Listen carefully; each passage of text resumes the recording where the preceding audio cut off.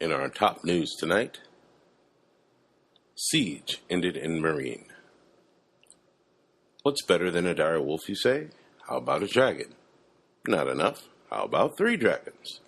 When slavers made their move on Marine, Daenerys Stormborn, mother of dragons, breaker of chains, burner of bitches, cows, and random assholes, arrives in time to save the day. Using ancient Targaryen dragonkin abilities, she summoned her babies and made short work of the slavers' fleet. Tyrion, having unchained Rhaegal and Viserion weeks prior, knew that they would come in handy someday. Soon after, Queen Daenerys treated with representatives from the Iron Islands and accepted joining in league as long as they gave up being pirates. The Iron Fleet, long known for their prowess upon the open seas, adds the last piece Daenerys needs to conquer the 7 kingdoms. Well, 6, as the Ironborn intend to cede from the Union after she conquers it. The entire populace of the Iron Islands will be unemployed. And now an exclusive interview with Ghost. What's that? What do you mean he's not here? Call him. He doesn't have a phone.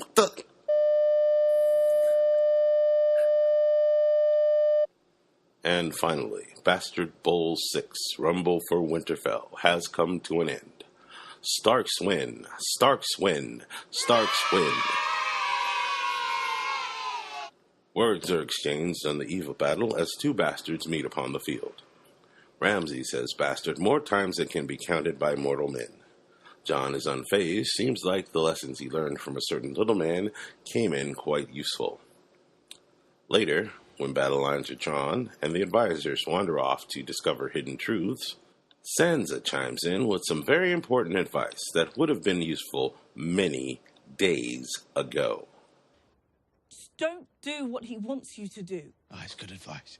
Jon is unable to comprehend this information, as it is far too late to be concerned with a frightened girl's ramblings. Good job, Sansa. Shall we play a game? Do you like games, little man? Let's play a game. Run to your brother. Ramsay, true to form, plays a dirty game with youngest Stark Rickon. And we all knew this would end badly. But how badly? Well, Jon walks right into the trap. A surprisingly well-planned trap. But when you live in a world of honor and civilized folk, a true insane savage is nothing you can prepare for. Jon took the bait and ate it up. And it's at this point I must stress how impressive Jon's skills are at dodging. Bolton cavalry from the front, Stark cavalry from behind, random madness all around, and Jon dodged it all. But if he could have not taken the bait in the first place. The Starks. Quick tempers, slow minds.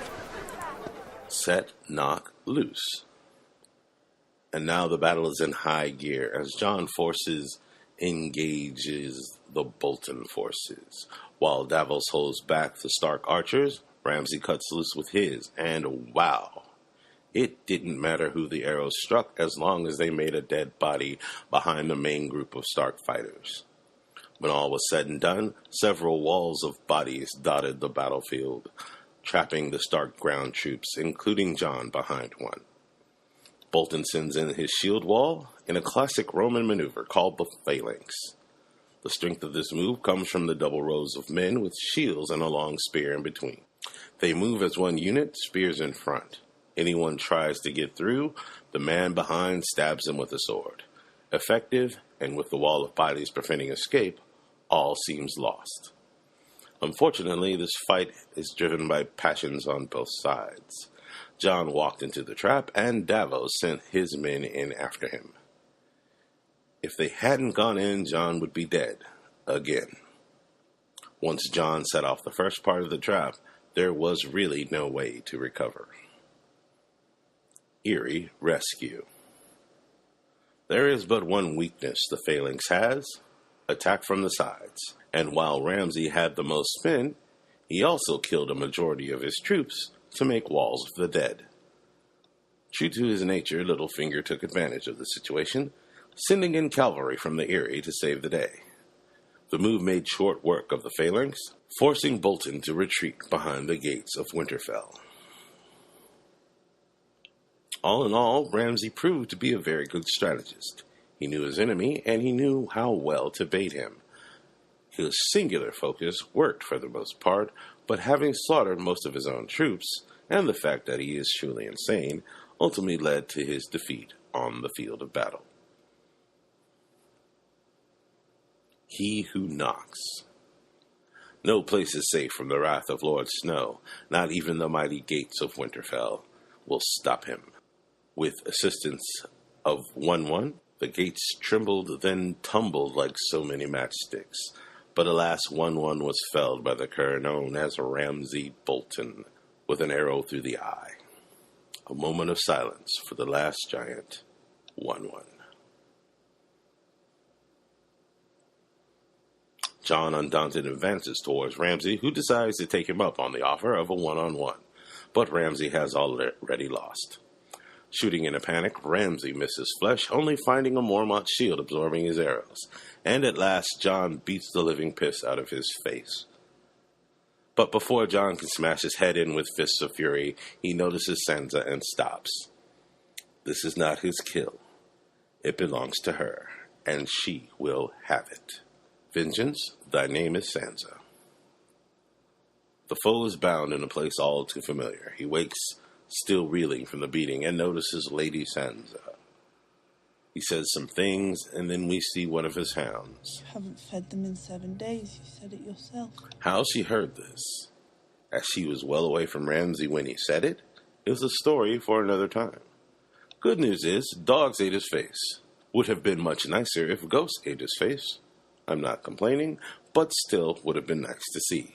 Meanwhile, during his shit walk, Davos discovers an item he gave Shireen. Suspecting the Red Priestess Melisandre, his mind turns to vengeance for his beloved princess. Even though a former smuggler, one can assume Davos will go through proper channels to achieve this. However, what sway will the Onion Knight hold in the Great Hall of Winterfell? We must wait and see. And that brings us to an end for Bastard Bowl 6. Starks win, but dragons win more. Join us next week for the Season 6 finale. Coming soon, an expose on Peter Baelish, a.k.a. LittleFinger. What is he really up to? Scheming the Schemers, LittleFinger's master plan. Thanks for watching. Please like and subscribe for more news, reviews, theories, and speculation. You're a funny man. Huh? A very funny man.